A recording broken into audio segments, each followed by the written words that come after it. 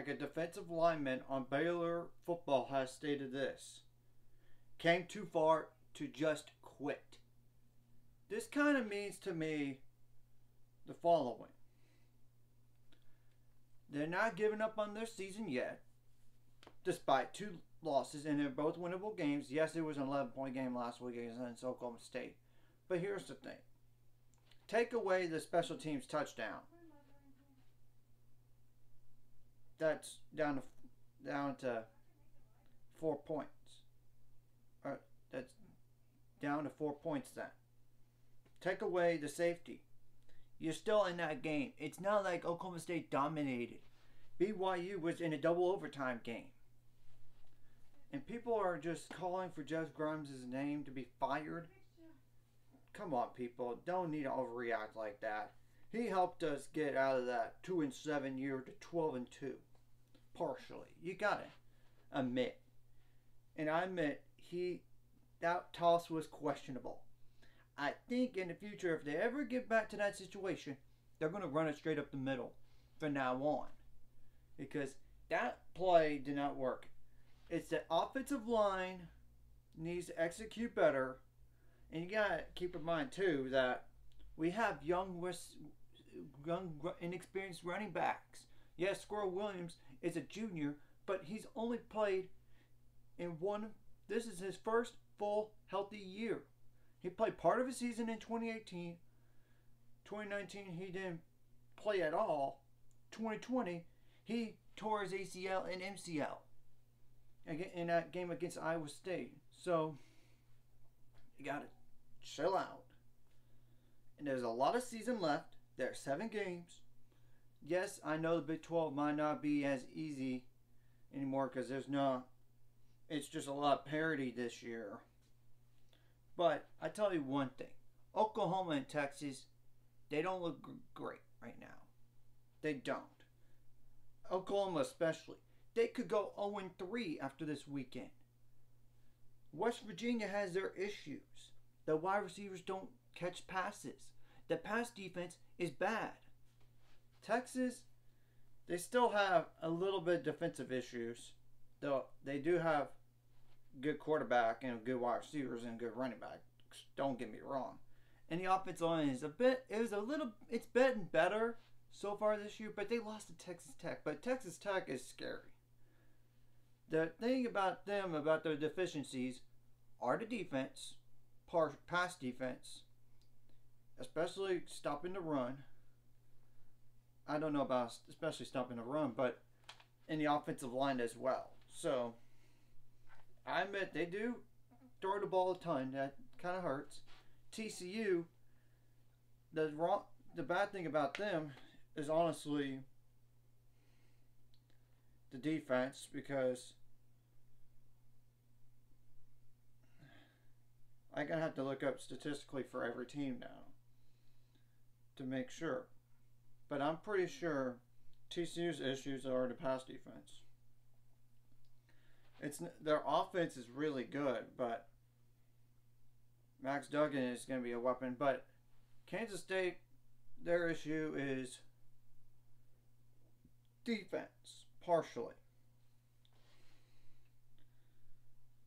I'm going to go down the line and explain the weaknesses of every team from here on out.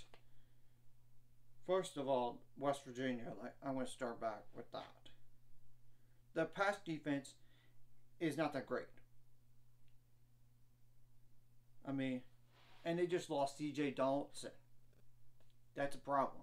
But I admit their pass offense does scare me against this young secondary, which they're going to have to figure something out.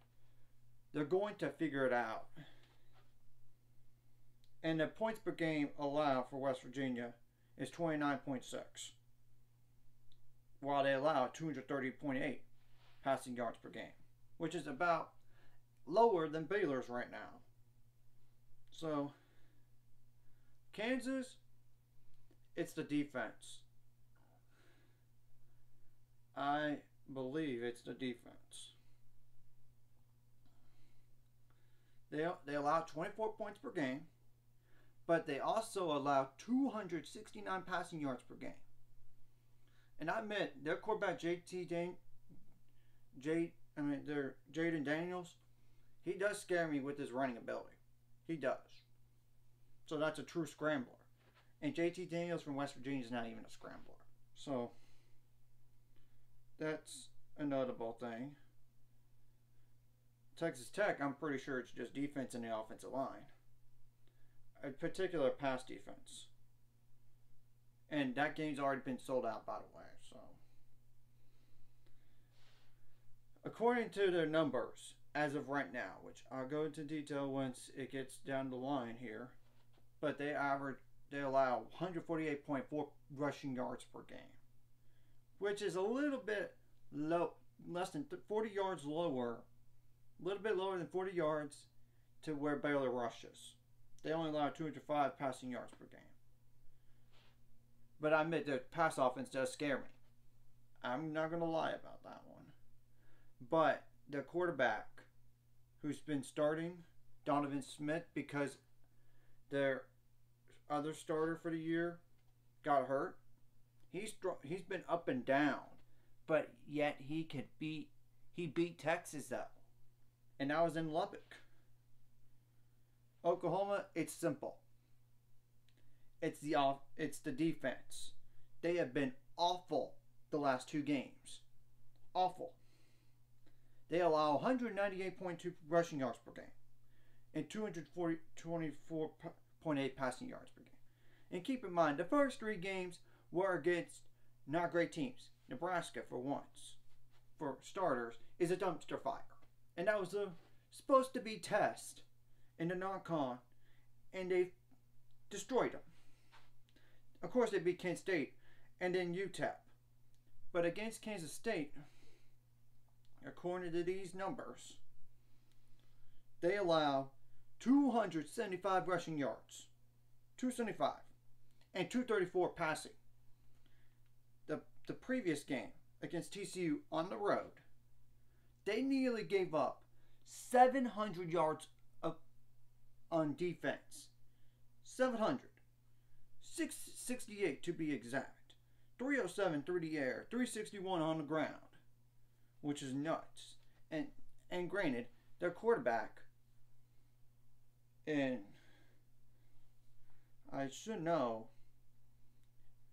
Dylan Gabriel got a concussion. So I think he would be back by then, but November 15th. But I'm just saying, it's the defense that is the weak spot for Oklahoma. Just like when Brent Venables was down here all those years. And it's just like at Oklahoma, as well as what Lincoln Riley had as a defense. Kansas State, they do allow 226.4 passing yards and 143.48 rushing yards per game. And both those numbers are fine for Baylor. Though they only average 139.2, but I will say Adrian Martinez, he does do design runs. So you've got to be prepared for that. And he's been up and down all his career, but he's been on the up recently. So I'm pretty sure Oklahoma's also 3-2 with back-to-back losses in conference play, and they could very well lose to Texas this week. They allow 25.2, by the way. Now, I now need to go to TCU. I know it's a way too early to look at these stats, but TCU allows 22 points per game, but they allow 248.3 passing yards per game. That's 0.1 lower than we average as an offense. They also give up 120.3 rushing yards per game, but granted, you have to keep in mind the following. They played Colorado, who is a dumpster fire, for one. They played Tarleton. That's another one. SMU.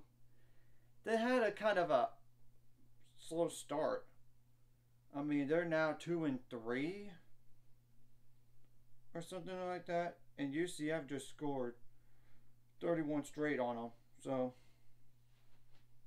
they're 2-3 on the year right now, and they lost some players to the transfer portal, but they're not like the starters or anything like that. It's just players that don't play. So got to keep that in mind. In Texas, I will say Quinn Ewers is going to be back. It's a matter of him staying healthy, granted. They allowed 21.4 points per game, but passing yards per game allowed 246.6. That's up there for Texas. And 120.2 rushing yards per game defensively. So it's just a defense, in particular at pass defense. And I know they played great against Alabama, but Alabama had a lot of penalties in that game, and normally that wouldn't happen. But I would give credit to Texas partially because they played good enough to win that game. But they also lost to Texas Tech on the road. So, that's my basic arguments. There is, of course, you still have to play against a lot of good offenses here on the schedule. First of all, I will say there are at least Kansas, I would definitely say Kansas State and TCU that have true scrambling quarterbacks. Donovan Smith can run the ball a little bit, but he's not known for it. Dylan Gabriel's all right at it, but not great. Quinn Ewers isn't a scrambler, but Hudson Card is kind of, but not exactly. And JT Daniels, no, he's not. So, that's my explanation. There's no need to panic, Baylor Nation. There is no need. We have a lot of games left. We're going to improve, and they're going back to the fundamentals this week before going to West Virginia. And we'll know, and hopefully we will have Tate McWilliams back next week. And same goes for Khalil Keith, that offensive line. We're merely missing him. We're really missing Tate McWilliams too, because he's a power back. So, because he took that hit to the head by Max Tooley on BYU, number 31. And he's been targeting players as well. No, I'm just saying to him specifically because he's got away with a few. That one included. So, in the last few games. So, that's my reasoning. There's a weakness on every team. It's just a matter of we got to bring our level back up from the start, execute better offensively in terms of blocking, especially the O-line and the D-line. O-line especially. Got to figure out your identity on offense. Defensively, you might need to have an open competition for cornerback right now because, quite frankly, they're getting beat not just over the top, but in the middle, in the slot. They have to do something to fix that. And granted, Al Walcott has been playing with a cast all year long. Hopefully that gets taken off sooner than later. Or a little bit of a cast. He would have had multiple picks by now.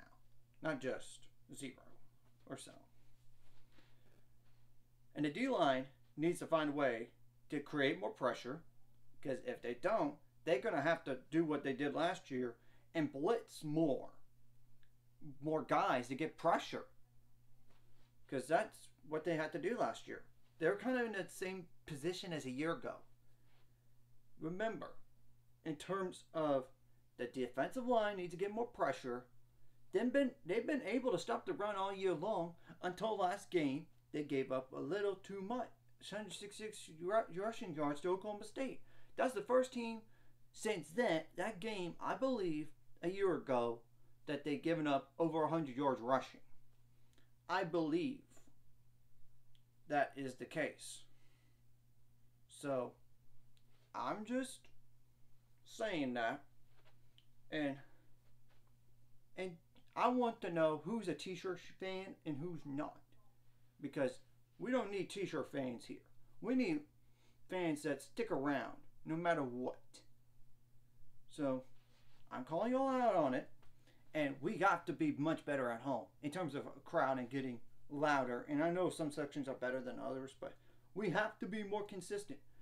And we don't hear in press conferences from opposing coaches that they have had issues in that stadium on hearing plays or getting players with big eyes. No, there's none of that.